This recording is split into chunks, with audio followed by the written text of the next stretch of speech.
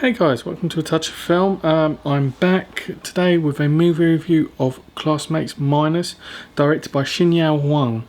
Now, in 2017, Huang's debut film came out, which was The Great Buddha Plus. Now, this movie won several awards. It was at the forefront of this Taiwanese cinema resurgence. It brought, it was one of my favourite films of the decade. It was just absolutely phenomenal. It was something so refreshing, and everyone was looking forward to Huang's next project. It just, there was talk of what is next. I mean, one of his collaborators, Chung Mong-hong, I've gotten into his movies recently. He's was the cinematographer on The Great Buddha Plus. He was also the producer of A Great Buddha Plus and the producer of Classmates Minus. So yeah, the Taiwanese cinema is just having this massive boom at the moment, and this movie was acquired by Netflix. This is just such an exciting acquisition for them. And they've been doing, they bring out some great movies from Taiwan. They released A Sun, which was one of Mong Hong's movies, and that was absolutely brilliant.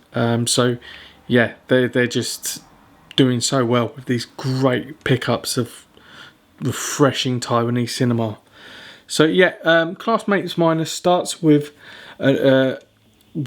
Shin's character, Shin, the director of this movie, narrating a voiceover about how his life has changed since the release of Great Buddha Plus, and it's mainly suggesting the dynamic of his social group, how that's changed in that time. And the film just delves into these four characters, which represent his friends. They're in their 30s and 40s. You've got one which is an insurance salesman, you have one which is an aspiring director, one's a paper offering crafter. So you have these sculptures made out of paper for offerings and festivals. So you have this one gentleman that does that, and you also have an office worker. So the movie delves into their lives, their failures, their achievements, their aspirations, and yeah, we see their trials and tribulations. Shin really touches on several Taiwanese contemporary cultural concerns. One being Tom, which was the aspiring director.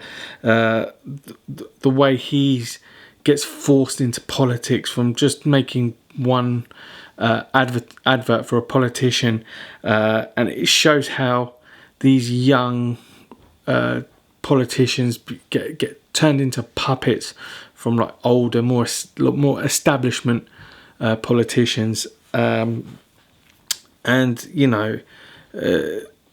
you see this when the way that this director is promoting himself to potential voters. We also see a single man who's the paper sculptor. How his name is Blockage in this due to the fact that he's got this stutter. They make a joke about him, how he's got a blockage in his voice that keeps his stutter in his voice. But yeah, he spends most of his time working and taking care of his ill grandmother. So he really breaks that culture of men concentrating on getting a wife in Taiwanese culture. So he's really someone who's put himself on the back foot and just worked to earn money to look after his grandmother.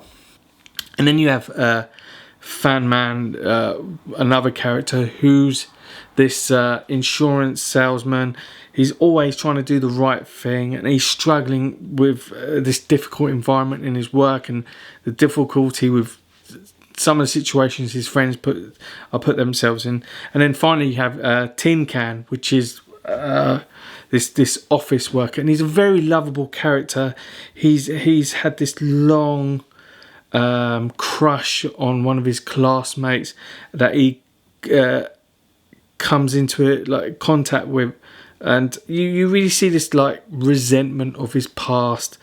In fact, of all these characters, this resentment of the fact that they passed their peaks, the resentment for wasted times, and the fact that they've come to that age where they won't achieve as much as they could have done if they were younger. And I think Shin just narrates his story so well. You really feel for these characters, whilst it's a very common situation for men of this age. I mean, this is my age range, where you feel like you've passed your peak, and you're now at that point where you're just working and trying to get by in life. But yeah, really well done on that storytelling. I think he does it so well. Now, the way that Shin does his story, he does it like it's more of a documentary at some points. He breaks the fourth wall, where you just see one of the characters just after like a part of the film where the situation occurs, and he just goes up to the character and just starts talking to them as a director, like holding the camera. And I think that it just turns into like a short interview. And obviously this film is more autobiographical about Shin's life after Great Buddha Plus. And I think that's really interesting, and it's very refreshing, because in like Great Buddha Plus was something completely different. I think the way he's filmed this is also in that vein of doing something completely different. Now, you've also got Chung Mong-hong's cinematography, which you cannot ignore in this film. It just strikes. There's some really vibrant scenes, some beautiful colours that just engulf the scenes, and they just look absolutely stunning. And if you're a fan of this channel, if you watch my channel, I've been falling in love with his cinema, Chung Mong-hong's, in recent weeks. I mean, he's as a director, he's brilliant. And even at the beginning of the film, you see Huang talking about Chung Mong-hong, how his films have never made that much money, even though they're really great movies, because he made more money from producing a Great Buddha Plus than he did from any of his movies. And it's something like a friendly banter at the beginning of the film, which is it's just really cool, and it just sets the film up. Regarding acting, one of it's got a great ensemble cast, but one of the standout performances is not by Nao Da-lin, who's a great Taiwanese actor.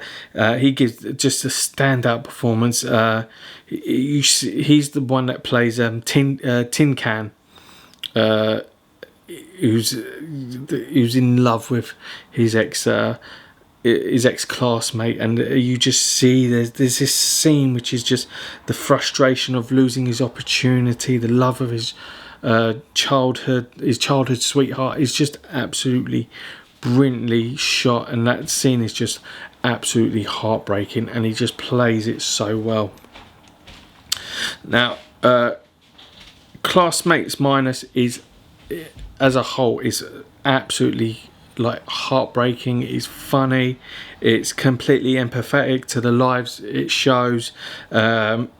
Shin has put like Taiwanese cinema back on the map with these two films he's done. And whilst Classmates Minus is not as much of a masterpiece, well, it's not a masterpiece, not like how Great Buddha Plus was, it's still absolutely fantastic, and it will sit comfortably and deservedly at an end of year list, 100%. It's absolutely wonderful. It's available on Netflix, which is just crazy how a film like this has just been picked up on Netflix, because it's one of those films that usually goes under the radar, but I'm really glad that it's been picked up and people get to see it. I hope everyone gets a chance to see it. It got released 2 days ago on Netflix, so yeah, check it out. Classmates Minus. Comment below if you're going to see it or if you have seen it, and let me know your thoughts. I mean, there's no spoilers in this, but yeah, definitely check it out. So yeah, guys, that's my review of Classmates Minus. On Friday we are talking movies. We'll be joined by Carl and Pete, and we'll be doing a discussion on our top 5 Nicolas Cage movies. Now this has been brought up because of Prisoners of the Ghostland. We've been, myself and Dion have been like, we're probably the only two in our little community that have seen it at Sundance. But yeah, we thought, you know, let's do something crazy, a little bit wacky, and let's talk about our top 5 Cage movies. We're not including Con Air because I think myself and Dion have said it's probably his best movie. But yeah, let's, you know, come and join us for that. Get involved in the conversation. Until then, guys, hit that subscribe button, click like, comment below, and I will see you in the next video, guys. Take it easy.